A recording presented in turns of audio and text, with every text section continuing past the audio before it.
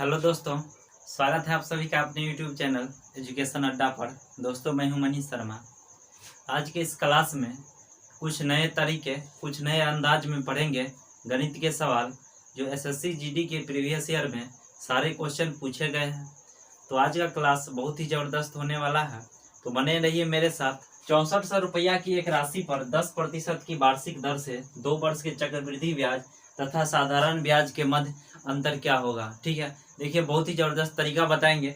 2 वर्ष के लिए रहेगा और अंतर पूछेगा। ठीक है, तो देखिए 2 वर्ष के लिए क्या होता है। 2 वर्ष के लिए रहेगा, ठीक है, तो देखिए मूलधन बराबर अंतर गुने 100 का स्क्वायर बट्टे रेट R का स्क्वायर। ठीक है, ये क्या होता है, दर प्रतिशत। ठीक है, बात क्लियर है। तो देखिए क्या कर रहे हैं, 6400 रुपया की एक राशि पर 10% की वार्षिक दर से 2 वर्ष के चक्रवृद्धि ब्याज तथा साधारण ब्याज के मध्य अंतर क्या होगा, हमको अंतर ही निकालना है। ठीक है, तो 2 वर्ष के लिए ये तरीका होता है। तो देखिए मूलधन कितना दिया हुआ है, 6400 रुपया है, अंतर हमको निकालना ही है। ठीक है, अंतर निकालना है, गुने बटे रेट का स्क्वायर। रेट कितना है, 10% है, तो 10 का स्क्वायर करेंगे तो कितना हो जाएगा, 100। तो देखिए 2 जीरो से 2 जीरो कट गया, क्लियर है। इधर 2 जीरो से 2 जीरो यानी अंतर कितना आ गया, 64। यही आंसर हो गया, क्लियर है। फिर से एक बार समझते देखिए, जब भी 2 वर्ष का अंतर पूछा जाए तो डायरेक्ट ये मूलधन बराबर अंतर गुने 100 का स्क्वायर बट्टे R स्क्वायर लगा देंगे फॉर्मूला। ठीक है, तो देखिए 6400 बराबर अंतर गुने 100 का स्क्वायर है, तो 100 गुने 100 बटे रेट कितना है, 10% है, तो 2 वर्ष के लिए रहेगा, उसका स्क्वायर कर देंगे। ठीक है, तो 10 का स्क्वायर 100 हो गया, तो 2 जीरो से 2 जीरो कट गया, फिर ये 2 जीरो से इधर कितना आ गया अंतर, 64 आ गया, क्लियर। कॉलोनी में बच्चे, महिलाएं तथा पुरुषों की संख्या का अनुपात 6:4:3 है तथा कॉलोनी में न्यूनतम सदस्य कितना है, 208 है। तो पूछ रहा है महिला का संख्या कितना होगा। देखिए कॉलोनी में कौन कौन है, बच्चे हैं, बच्चे, महिला और पुरुष, इस सभी का अनुपात दे दिया है, कितना है, 6:4:3। बात क्लियर है। अब देखिए क्वेश्चन में कह रहा है जो न्यूनतम सदस्य जो है कितना है, 208 है कॉलोनी में, तो यहाँ सब मिला के एक सदस्य कितना हो जाएगा, बच्चे, महिला और पुरुष मिला करके यहाँ कितना हो जाएगा, 13 हो जाएगा। बात क्लियर है, यानी इस 13 का वैल्यू दिया हुआ है 208 है। ठीक है, तो क्या करेंगे, एक का वैल्यू निकाल लेंगे तो कितना हो जाएगा, 208 बट्टा में 13, 13 से भाग लगा देंगे तो कितना बार में कट जाएगा, 16 बार में, क्लियर है। तो देखिए क्या पूछ रहा है, महिला की न्यूनतम संख्या, तो महिला का अनुपात में कितना है, 4 है, तो महिला का कितना हो जाएगा, देखिए एक का वैल्यू 16 है, तो 4 का कितना हो जाएगा, 4 गुने 16 यानी 64 हो जाएगा न्यूनतम संख्या महिलाओं का। ठीक है, चलिए फिर से एक बार समझते हैं। देखिए इसमें बच्चा, महिला और पुरुष तीनों का रेशियो दिया हुआ था, कितना था, 6, 4 और 3 था, और कह रहा है कॉलोनी में न्यूनतम सदस्य जो है 208 है। तो ये सब मिला के जो सदस्य बनेगा 6, 4 और 3 के रेशियो में, तो टोटल कितना हो जाएगा, 13। तो इस 13 का वैल्यू दिया हुआ था 208 है, तो एक का निकाल लिए कितना आ गया, 16। तो पूछ रहा है महिला का न्यूनतम संख्या क्या होगा। तो देखिए रेशियो में कितना है, 4, तो एक का वैल्यू 16 है, तो 4 का वैल्यू कितना आ गया, 64 हो गया, यानी सदस्य संख्या महिला का कितना है, 64 है, क्लियर है। 187 किलोमीटर की दूरी को y किलोमीटर प्रति घंटा की गति से तय करता है। यदि मोहन अपनी गति को 6 किलोमीटर प्रति घंटा की गति से बढ़ा देता है, यानी पहले y किलोमीटर प्रति घंटा की गति से ज़्यादा था, फिर बढ़ा दिया कितना, 6 किलोमीटर प्रति घंटा की गति से बढ़ा देता है, तो वह 6 घंटा कम लेता है, तो y का मान क्या होगा।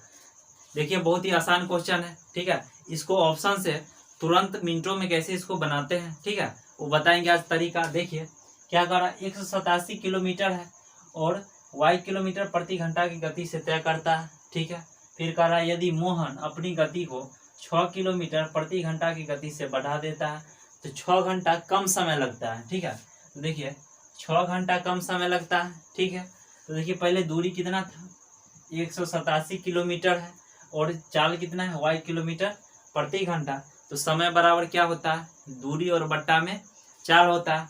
तो डिस्टेंस 187 था और चाल कितना था, y किलोमीटर प्रति घंटा, तो दूरी या बट्टा में चाल तो 187 या बट्टे वाई। बात क्लियर है। फिर कह रहा है दूरी तो उतना ही है 187 है, लेकिन अब चाल जो है 6 किलोमीटर प्रति घंटा क्या हुआ, बढ़ गया है। ठीक है, तो पहले वाई से जा रहा था, अब इसमें वृद्धि हो गया तो +6 हो जाएगा। बात क्लियर। तो कह रहा है 6 घंटा कम लेता है। ठीक है, तो यहाँ माइनस लगा देंगे। अब यहाँ से y का मान डायरेक्ट ऑप्शन से रख के पता कर सकते हैं। ठीक है, तो देखिए ऑप्शन से इसको कैसे बनाते हैं। देखिए पहला ऑप्शन क्या है, 11 है ना, हम पहले 11 रखते हैं, यानी y का मान रखते हैं 11। ठीक है, तो देखिए ये कितना हो जाएगा 187/11 माइनस 187 y की जगह पर 11 रखेंगे तो 11 और 6 कितना हो जाएगा 17 हो जाएगा। क्लियर है, बराबर 6 है। अब देखिए 11 से भाग लगाएंगे तो कितना बार में कट जाएगा 17 बार में, और इसको 17 से भाग लगाएंगे तो कितना बार में कट जाएगा 11 बार में। बात क्लियर है। तो देखिए 17 में से 11 को घटा लेंगे तो कितना आ जाएगा 6 घंटा आ जाएगा। बात क्लियर है, यानी ऑप्शन ए जो है सेटिस्फाई कर गया। ठीक है, तो y का मान क्या हो जाएगा 11 किलोमीटर प्रति घंटा, यही आंसर हो गया। बात क्लियर है। वर्ग का विकर्ण 10 सेंटीमीटर है, एक वर्ग का विकर्ण दे दिया 10 सेंटीमीटर है। ठीक है, फिर क्या कर रहा है, उस वर्ग के विकर्ण की लंबाई क्या होगी जिसका क्षेत्रफल पहले वर्ग के क्षेत्रफल का दोगुना है, यानी पहला वर्ग का जो क्षेत्रफल होगा उसका दोगुना है। ठीक है, तो देखिए विकर्ण दिया हुआ कितना 10 सेंटीमीटर है, तो हम डायरेक्ट यहाँ से क्षेत्रफल निकाल लेंगे। पहले वर्ग का क्षेत्रफल यानी क्या हो जाएगा, विकर्ण दिया हुआ इसलिए डायरेक्ट लगा देते हैं, विकर्ण स्क्वायर बाय 2। बात क्लियर है। तो विकर्ण कितना दिया हुआ है 10 सेंटीमीटर है, तो 10 गुने 10/2 भाग लगा देंगे, कितना बार में कट जाएगा 5 बार में, कितना आ गया 50। बात क्लियर है। पहले वर्ग का क्षेत्रफल निकालिए, कितना आ गया 50 वर्ग सेंटीमीटर। ठीक है, अब क्या क्षेत्रफल का दोगुना है, तो पहला वर्ग का क्षेत्रफल कितना आया 50, तो दूसरा वर्ग का क्षेत्रफल क्या हो जाएगा इसका दोगुना, तो 50 गुने 2 यानी कितना आ गया 100। बात क्लियर है। ठीक है, तो विकर्ण की लंबाई हमको निकालना है, तो क्षेत्रफल बराबर अभी क्या लगा है विकर्ण स्क्वायर बाय 2। तो देख लीजिए विकर्ण स्क्वायर बाय 2 यही क्षेत्रफल होता है, और हमको क्षेत्रफल पता है कितना है 100 है, तो बराबर में 100। बात क्लियर है। अब देखिए विकर्ण स्क्वायर बराबर 2 से गुना कर देंगे तो ये हो जाएगा 200। बात क्लियर। स्क्वायर है, बराबर के उस साइड ले जाएंगे तो क्या हो जाएगा रूट हो जाएगा, तो विकर्ण बराबर क्या हो जाएगा, विकर्ण बराबर √200। ठीक है, अब इसको क्या लिख सकते हैं 200 को √2 गुने 100। बात क्लियर है। अब देखिए 100 का वर्गमूल क्या होता है 10, तो ये कितना आ जाएगा 10√2, यही आंसर हो गया। क्लियर है। चलिए फिर से एक बार समझते हैं। देखिए कह रहा है एक वर्ग का विकर्ण 10 सेंटीमीटर है, उस वर्ग के विकर्ण की लंबाई क्या होगी जिसका क्षेत्रफल पहले वर्ग के क्षेत्रफल का दोगुना है। तो विकर्ण पता था, तो पहला वर्ग का क्षेत्रफल निकालिए विकर्ण स्क्वायर बाय 2, तो कितना आ गया 50। अब दूसरा वर्ग का क्षेत्रफल क्या हो जाएगा इसका दोगुना, यानी 50 को 2 से गुना कर दिए तो कितना आ गया 100। बात क्लियर है। अब देखिए वर्ग का क्षेत्रफल क्या होता है विकर्ण स्क्वायर बाय 2, और हमको पता है क्षेत्रफल कितना है 100 है, यहाँ से विकर्ण निकाल दिए कितना आ गया 10√2। क्लियर है। चलिए इस तरह के क्वेश्चन को सबसे पहला काम क्या करेंगे, ये ऑफ वाला का। ठीक है, तो देखिए 24 ये बट्टा में चला जाएगा 4 माइनस 2/3 गुने 21/8। बात क्लियर है। अब देखिए ये भाग में जब इसको बट्टा में लाएंगे 4/1 पलट जाएगा। ठीक है, तो देखिए 3 से भाग लगा देंगे 7 बार में। क्लियर है। 2 से 2 चौक 8 हो गया, 4 से 4 कट गया।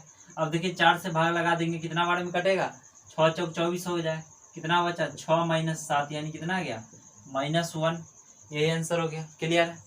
P, Q तथा R एक कार्य को क्रमशः 30 दिन 15 दिन तथा 20 दिन में पूरा कर सकते हैं। वे बारी बारी से एक एक दिन कार्य करते हैं।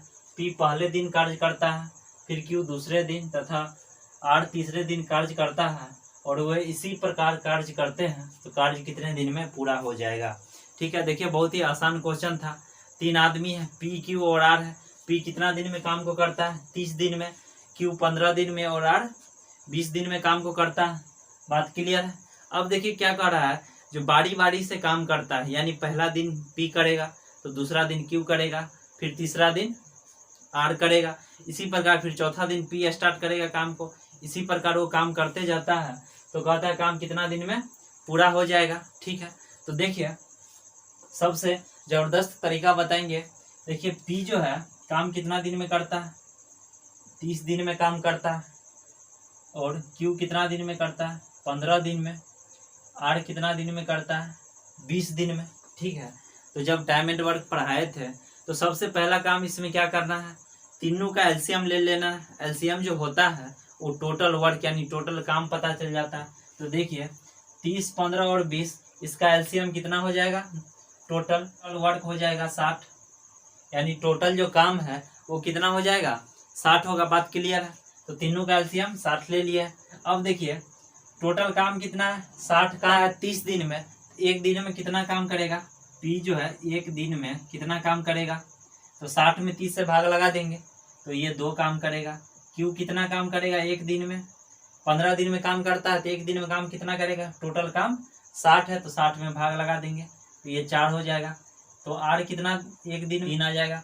बात क्लियर है, फिर से एक बार समझिए। देखिए तीनों का एलसीएम निकाले हैं तो टोटल वर्क पता चल गया 60 है। ठीक है, पी करता है 30 दिन में तो एक दिन में कितना काम करेगा, 2 काम करेगा।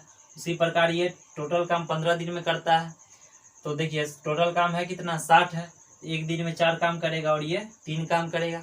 बात क्लियर है। अब देखिए क्या कर रहा है, जो पहले पी स्टार्ट करता है। ठीक है, देखिए पहले पी काम को करना स्टार्ट करता है। ठीक है, एक दिन तो काम पी करेगा, ठीक है, एक दिन काम ये करेगा, फिर अगला दिन जो है काम क्यू करता है अकेले, फिर अगला दिन क्यू करता है। ठीक है, एक दिन ये भी काम करेगा, फिर उसके अगला दिन कौन काम करता है, आर काम करता है, एक दिन ये भी काम करेगा। तो इसी प्रकार काम चलते रहेगा। बात क्लियर है। तो देखिए तीनों मिलाकर काम कितना दिन किया, 3 दिन काम किया है। पहला दिन पी किया, दूसरा दिन क्यू, तीसरा दिन आर, मिला करके 3 दिन काम किया है। ठीक है, 3 दिन काम किया। बात क्लियर है। अब देखिए 3 दिन में कितना काम हो जाता है, पी जो शुरू करता है तो पी एक दिन में काम कितना करता है, 2 काम करता है, पी 2 काम करता है। क्यू कितना एक दिन में काम करता है, 4 काम, तो 2 + 4। आर कितना करता है, 3 काम, तो +3 में टोटल काम कितना हो जाएगा, 3 दिन में टोटल काम कितना हो जाएगा, 3 दिन में कितना काम हो जाता है, 9 काम हो जाता है। बात क्लियर है। लेकिन काम हमको कितना करवाना है, 60 काम करवाना है, क्योंकि टोटल काम कितना है, 60 है। ठीक है, तो देखिए 3 दिन में 9 काम करता है। बात क्लियर है, और काम करवाना है 60। तो देखिए 60 ये पूरा 9 से भाग नहीं लगेगा 60 में, तो उसके नज़दीक वाला संख्या में जाएंगे तो देखिए 9 में कितना गुना करेंगे तो ये 60 के नज़दीक पहुंच जाएंगे। अगर 6 से गुना कर देते हैं तो 54 होता है। ठीक है, तो 60 के करीब में है, तो 6 से इधर गुना किए तो 6 से इधर भी गुना कर दीजिए। बात क्लियर है। तो कितना हो गया, इधर 18 दिन में काम कितना हो जाएगा, 54 काम हो जाएगा। बात क्लियर है। देखिए 3 दिन में 9 काम होता था तो 18 दिन में काम कितना हो जाएगा, 54 काम हो जाएगा। बात क्लियर है। अब देखिए काम शेष कितना बच गया है, 6 काम बच गया है। ठीक है, 54 काम हो चुका है, 60 काम टोटल था, उसमें से 54 काम हो गया। काम कितना बचा, काम कितना बचेगा, शेष काम, टोटल काम 60 था, उसमें से 54 काम हो गया, तो 6 काम और बच गया है। बात क्लियर है। अब ये 6 काम बच गया है तो देखिए अब कौन स्टार्ट करेगा, पी स्टार्ट करेगा। पहला दिन पी करेगा, फिर दूसरा दिन क्यू करेगा, तीसरा दिन आर करेगा, इसी तरह काम करेगा। तो देखिए पी काम करेगा। बात क्लियर है। तो एक दिन पी काम करेगा तो एक दिन में कितना काम करता है, 2 काम करता है। ठीक है, फिर दूसरा दिन कौन काम करेगा, क्यू काम करेगा। तो एक दिन में क्यू कितना करता है, 4 काम करता है। तो दोनों मिला के टोटल काम कितना हो गया, 4 और 2 6 काम तो हो ही गया, और हमको 6 काम ही करवाना था। तो टोटल दिन कितना हो गया, 18, 1 19 और 1 20 हो गया, यानी 20 दिन में टोटल काम हो जाएगा। बात क्लियर है, समझ में आ गया, कोई दिक्कत। अब देखिए फिर से एक बार समझते हैं, बहुत ही आसान क्वेश्चन था। ठीक है, पी जो है काम को कितना दिन में करता है, 30 दिन में, क्यू 15 दिन में, और आर जो है 20 दिन में। तो सबसे पहला काम क्या करना है, तीनों का एलसीएम ले लेना है। टोटल वर्क होता है। तो देखिए टोटल वर्क कितना आ गया, 60 आ गया। तो P एक दिन में कितना काम करेगा, 2 काम करेगा, Q 4 करेगा और R 3 करेगा। ठीक है, अब क्वेश्चन में कह रहा था शुरुआत P करता है। ठीक है, तो P एक दिन पूरा करता है, फिर कल होके Q करेगा, फिर उसके अगले दिन R करेगा। तो देखिए 3 दिन में टोटल काम कितना हो जाता है, 9 काम हो जाता है। बात क्लियर है। तो देखिए 18 दिन में कितना काम कर लेगा, 54 काम हो जाएगा। तो काम शेष कितना बचेगा, टोटल काम तो 60 था, 6 काम बच जाएगा। तो 6 काम कौन करेगा, पहला दिन P करेगा, फिर Q करेगा। तो एक दिन में 2 काम करता है और Q एक दिन में 4 काम करता है, यानी 2 दिन में काम खत्म हो जाएगा। ठीक है, तो 18 दिन तो पहले से था, 2 दिन और इसमें ऐड कर देंगे तो कितना आ गया, 20 दिन आ गया। एक रेलगाड़ी 20 मीटर प्रति सेकंड की गति से चल रही है। यदि रेलगाड़ी की लंबाई 540 मीटर है तो वह एक खंभे को पार करने में कितना समय लेगी। देखिए बहुत ही आसान क्वेश्चन है। ठीक है, इसमें लंबाई भी दे दिया है, कितना है, 540 मीटर है। ठीक है, और चाल भी दे दिया है, 20 मीटर प्रति सेकंड है। तो समय निकाल लेंगे आसानी से। ठीक है, समय बराबर क्या होता है, दूरी या बट्टे चाल होता है। तो देखिए समय बराबर क्या हो जाएगा, समय बराबर दूरी या बट्टा में चाल। तो देखिए डिस्टेंस कितना है, 540 मीटर है लंबाई, तो 540 बट्टे 20 मीटर प्रति सेकंड है, तो दूरी बट्टे चाल। ठीक है, 0 से 0 कट गया, 2 से भाग लगा देंगे, कितना आ गया, 27 सेकंड। यही आंसर हो गया। क्लियर है। चलिए फिर से एक बार समझते हैं। देखिए समय बराबर होता है दूरी बट्टे चाल। रेलगाड़ी की लंबाई दिया हुआ था 540 मीटर है। ठीक है, और कह रहा था 20 मीटर प्रति सेकंड की गति से चल रहा है, तो समय निकालना है हमको। ठीक है, तो समय बराबर होता है दूरी बट्टा में चाल। तो 540 बट्टे 20 कर दिए, कितना आ गया, 27 सेकेंड। यानी 27 सेकेंड में वह खंभे को पार कर जाएगी। क्लियर है। रेलगाड़ी 45 मीटर पर सेकेंड की गति से एक निश्चित दूरी को 15 मिनट में तय करती है। वह 60 मीटर प्रति सेकेंड की गति से समान दूरी को तय करने में कितना समय लेगी। ठीक है, देखिए पहला स्टेटमेंट क्या है, एक रेलगाड़ी 45 मीटर पर सेकेंड की गति से एक निश्चित दूरी को 15 मिनट में तय करती है। ठीक है, तो यहाँ से डिस्टेंस आराम से पता कर लेंगे। दूरी बराबर क्या होता है, चाल गुने समय। ठीक है, तो देखिए दूरी बराबर होता है चाल गुने समय। चाल क्या है रेलगाड़ी का, 45 मीटर पर सेकेंड है और 15 मिनट समय लग रहा है। ठीक है, तो चाल कितना हो जाएगा, 45 गुने 15, ये दूरी आ गया। अब कह रहा है इतना ही दूरी को वह 60 मीटर प्रति सेकेंड की गति से तय करता है। ठीक है, तो पूछ रहा है समय कितना लगेगा। तो देखिए अब समय बराबर क्या हो जाएगा, समय बराबर दूरी बट्टा चाल। दूरी तो समान है, बस चाल बदल गया है। ठीक है, डिस्टेंस तो इतना ही रहेगा, लेकिन चाल अब 60 मीटर प्रति सेकेंड है। तो समय बराबर दूरी कितना हो जाएगा, 45 गुने 15 अब बट्टे, देखिए अब चाल कितना है, 60 मीटर प्रति सेकेंड है, तो बट्टा में 60। ठीक है, अब देखिए 15 से भाग लगा देंगे, 4 बार में कट गया, यानी कितना बच गया इधर, 45 अब बट्टे 4। 45 को 4 से भाग लगा देंगे तो कितना आ जाएगा, 11.25। यही आंसर हो गया। क्लियर है, समझते हैं। देखिए कह रहा एक रेलगाड़ी 45 मीटर पर सेकेंड की गति से एक निश्चित दूरी को 15 मिनट में तय करती है। तो सबसे पहला काम क्या किया है, डिस्टेंस निकाल लिया है। दूरी बराबर होता है चाल गुने समय, तो दूरी कितना आ गया, 45 गुने 15। क्लियर है। अब कह रहा है दूरी वही रहेगा, सेम दूरी को 60 मीटर प्रति सेकेंड से तय करने में कितना समय लगेगा। तो समय बराबर क्या होता है, दूरी और बट्टा में चाल होता है। क्लियर है, तो दूरी कितना था, 45 गुने 15 बट्टा में 60, यानी कितना आ गया, 11.25 मिनट लगेगा। क्लियर है। चलिए आ जाए दोस्तों, अगर आप इस चैनल पर नए हैं तो चैनल को सब्सक्राइब कर लीजिए और बेल आइकन दबा करके ऑल नोटिफिकेशन सेट कर लीजिए ताकि आपको नोटिफिकेशन मिलता रहे। ठीक है, चलिए आ जाते हैं। एक कार्य को 10 दिन में पूरा करता है, बी अकेला कार्य को 20 दिन में पूरा करता है।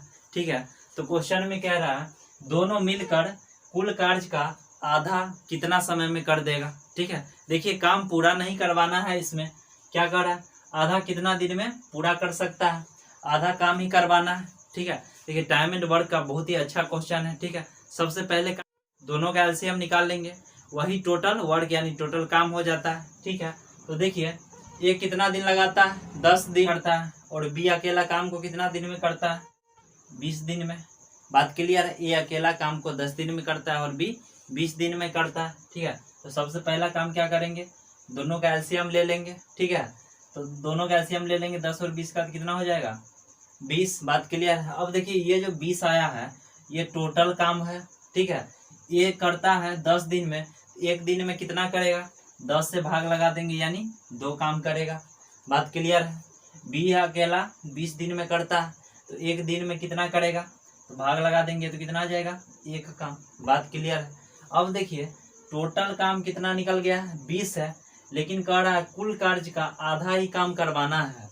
टोटल कार्य 20 है तो उसका आधा कितना हो जाएगा, 10 होगा। 20 का आधा 10 हो जाएगा, तो 10 बट्टा में, अब देखिए एक दिन में दोनों मिलकर काम कितना करेगा, 2 और 1 3 हो जाएगा, यानी 10 बट्टा 3 दिन आ जाएगा। यही आंसर हो गया।